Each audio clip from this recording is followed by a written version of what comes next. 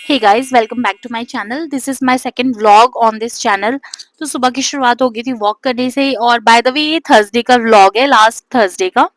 सो इसके इसका voice over मैं अभी कर रही हूँ, और देखो इसको कब तक पोस्ट कर पाती हूँ मैं। और मतलब बहुत मुश्किल है व्लॉगिंग करना, मुझे नहीं लगा था इतना मुश्किल होएगा।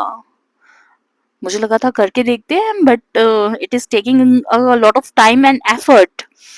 सो यार, तो ये हो गई थी सुबह की शुरुआत। और सुबह सुबह ब्रेकफास्ट में बनने थे व्हाइट सॉस पास्ता। तो व्हाइट सॉस पास्ता मैं भी नेट से देखकर ही बनाती हूँ कि कैसे कैसे रेसिपी होती है, ये सब क्या फॉलो, मतलब बनाते हुए वैसे काफी टाइम हो गया मुझे white sauce pasta.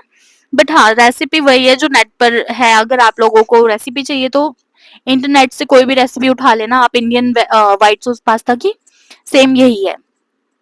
So basically मैं इसमें थोड़ी सी सब्जी डाल देती हूँ। सब्जी के नाम पर सिर्फ मैं शिमला मिर्च डालती हूँ इसमें।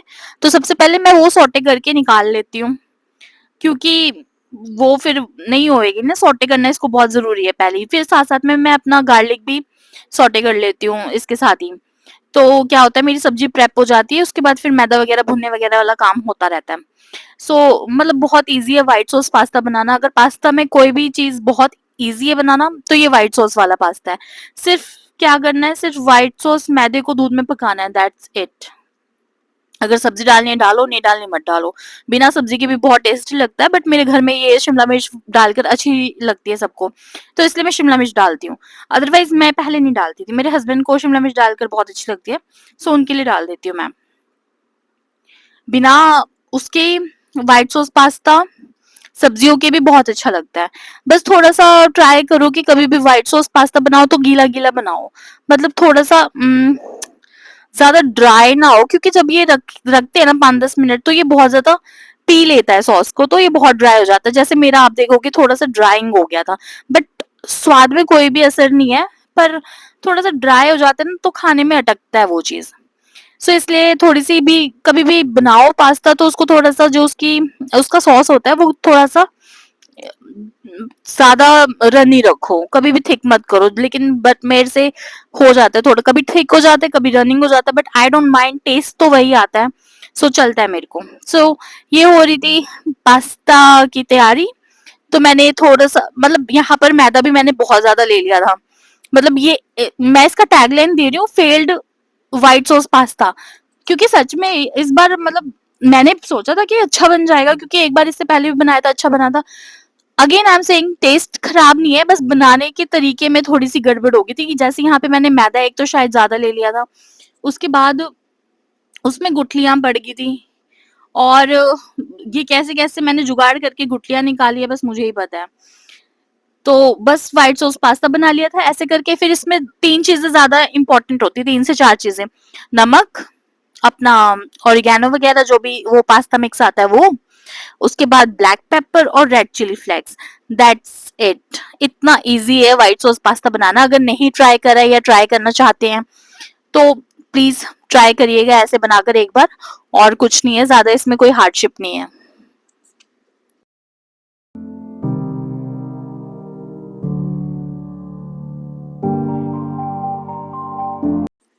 ये हो गया था व्हाइट सॉस मेरा रेडी। इसमें मतलब अच्छे से बॉईल हो गया था, ये पक गया था, मतलब दूध वगैरह जो भी डाल रही थी मैं वो पक गया था।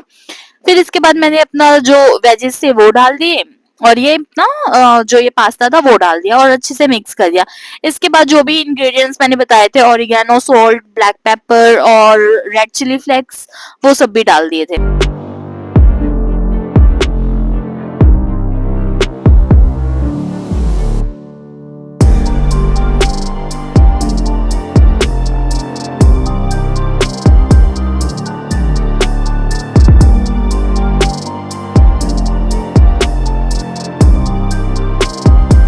श्योर करिएगा कि अच्छे से सब चीज आप मिक्स कर लो, ऑरिगेनो एंड जो भी आप सबने वो डाला है, और इसको थोड़ी देर 5 मिनट ढक दो, बस दैट्स इट।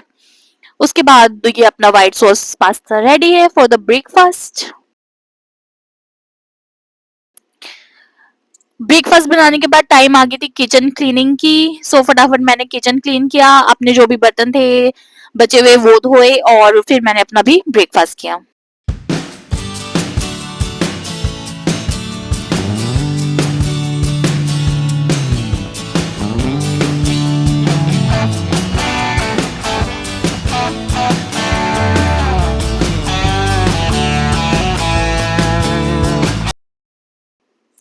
ब्रेकफास्ट करने के बाद मैंने तुरंत शुरू कर दी थी तैयारी आफ्टरनून के लंच की।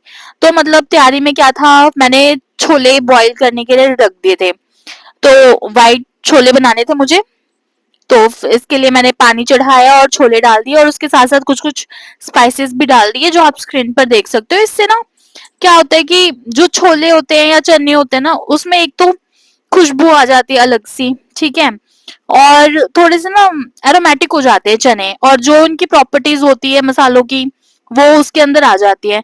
चाहे तड़के में डाल लो चाहे ऐसे डालकर उबाल लो तो एक ही बात है। तड़के में ये होता है वो खड़े खड़े पड़े रहते हैं, वैसे तड़के में भी ज्यादा अच्छे लगते हैं, बट मैं क्या करती हूँ, मैं ऐसे उबाल लेती हूँ। डिपेंड करता है कैसे बना रही हूँ मैं, उस दिन तड़के में डालना है तो कभी तड़के में डाल लेती हूँ, अदरवाइज ऐसे बॉईल कर लेती हूँ। उसके बाद ब्रेकफास्ट करे हुए टाइम हो गया था, तो ये मैंने अपने लिए सत्तू ड्रिंक बना ली थी मिड मॉर्निंग स्नैक्स में। देन उसके बाद मैं गई थी नीचे, मतलब थोड़ी देर रेस्ट करा था मैंने, रेस्ट किया, मैं 1-2 घंटा सो गई थी आराम से। तो ये 12 बजे के अराउंड में नीचे गई थी। उसके बाद फटाफट मैंने अपने तड़के की तैयारी करी थी, और तड़के के लिए जो मैंने प्याज वगैरह हुआ था वो पहले ही छिल लिया था, और टमाटर मिर्च निकाला था। और सबसे बड़ा जो मुझे काम आता है ना तड़क मतलब मैं इसकी चॉपिंग इस चॉपर में करती हूँ। चॉपर की हेल्प की वजह से इतना वो मतलब मदद मिली है ना इस चॉपर से। और ये इलेक्ट्रिक चॉपर है, वो हैंड वाला चॉपर नहीं है, वो तो बहुत ही बेकार है। उसमें तो सब्जी डालते रहो वो निकलती रहती है, कभी उसका धागा टूट जाता है कभी वो खुद टूट जाता है। मतलब मैंने मम्मी को दिलवाया था और मम्मी यूज करते थे, बट मतलब उसका रिव्यू ये है कि अगर लेना है तो आप इलेक्ट्रिक चॉपर ले लो, अदरवाइज हाथ से काम कर लो, क्योंकि मैनुअल का तो कोई भी फायदा नहीं है। वो कभी उसका धागा टूट जाएगा, उसको रिपेयर कराओ, और उसमें ज्यादा सब्जियां भी नहीं आती हैं, और आपको बहुत फोर्स लगाना पड़ता है उसको करने के लिए। और इलेक्ट्रिक चॉपर से मस्त काम हो जाता है। आप अगर मैनुअल है तो एक बार इलेक्ट्रिक ट्राई करिएगा आप लोग भी। सो इसको मैं पहले से चॉप करके नहीं रखती हूँ इसमें कोई भी सामान, तो फटाफट जैसे जैसे मेरे इंग्रेडिएंट्स डलते रहते हैं मैं दूसरा दूसरा प्रिपेयर करती रहती हूँ। जैसे तड़के में मैंने डाल दिया था जीरा और हींग, और साथ साथ में मैंने अपने प्याज चॉप कर लिए थे। जब तक मेरे प्याज लाल होएंगे तब तक मैं टमाटर भी चॉप कर लूंगी इसी चॉपर में। और साथ साथ में मैंने डाल दिया था अदरक लहसुन का पेस्ट, जो मैंने बनाकर रखा है। ये भी काफी हैंडी रहता है लहसुन अदरक का पेस्ट। पहले मैं कभी नहीं बनाती थी, बट 1-2 बार से बनाना स्टार्ट करा है, और अब समझ में आया है कि क्यों लोग बना बना कर स्टॉक करके रखते हैं, क्योंकि लहसुन अदरक छिलने वाली टेंशन ही खत्म है। एक बार में आपने छिल दी और स्टॉक बनाकर रख दिया फ्रीजर में, और बस एक एक चम्मच निकाल कर डालते रहे, तो इससे इजी कुछ भी नहीं है। देन ये फटाफट मेरा टमाटर भी चॉप हो गया था। चॉपर से एक बात ये भी है कि जो आपकी तरी होती है ना सब्जी की, वो थोड़ी सी गाढ़ी बनती है, क्योंकि ये ऑलरेडी बारीक बारीक चॉप्ड होते हैं। तो सब्जी जो होती है, जो भी आपका छोला होता है या चने होते हैं, वो थोड़े गाढ़े गाढ़े से बनते हैं। सो ये बात भी अच्छी लगती है मुझे चॉपर में खाना बनाने की।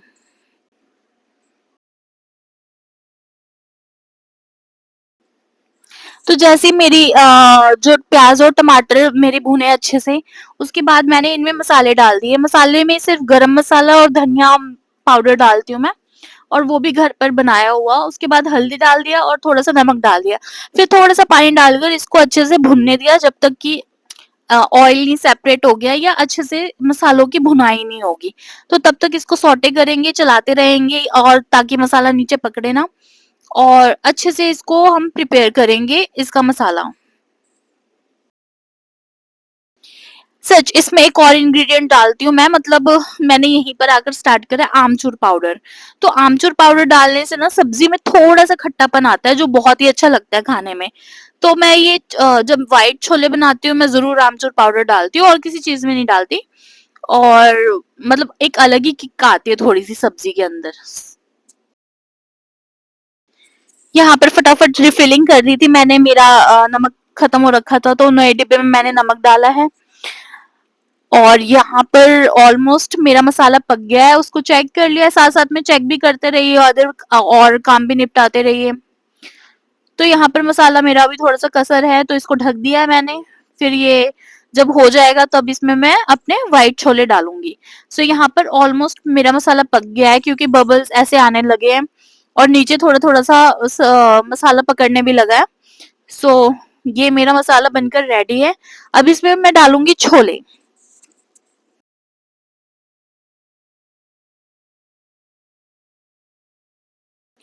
इसमें मैंने एक चीज और ट्राई करी, मैंने इंस्टाग्राम पे ना पुदीना, किसी ने पुदीना का पेस्ट डाला हुआ था चने के अंदर, और मतलब देखने में बहुत ही टेम्पटिंग लग रहा था और अच्छा लग रहा था बनकर जब उनका तैयार हुआ था।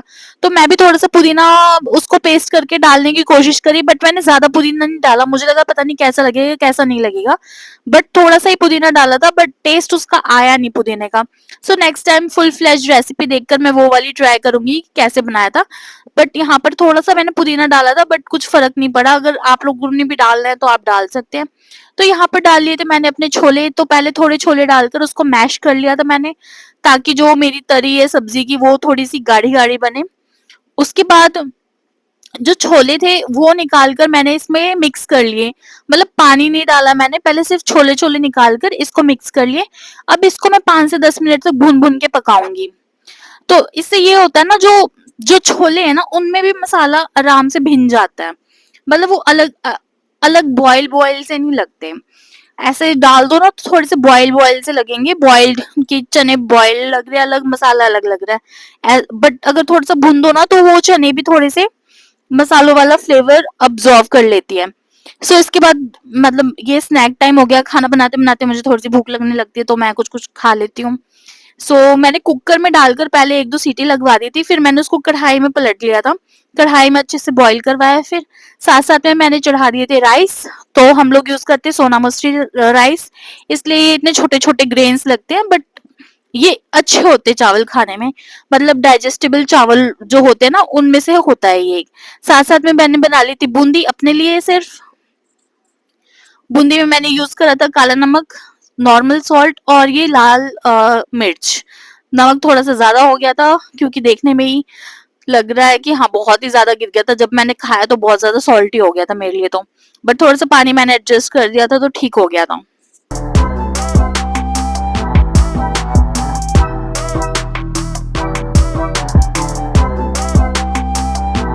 ये हो गया था हमारा lunch ready for the day. So yeah thank you for watching, please like and subscribe this channel.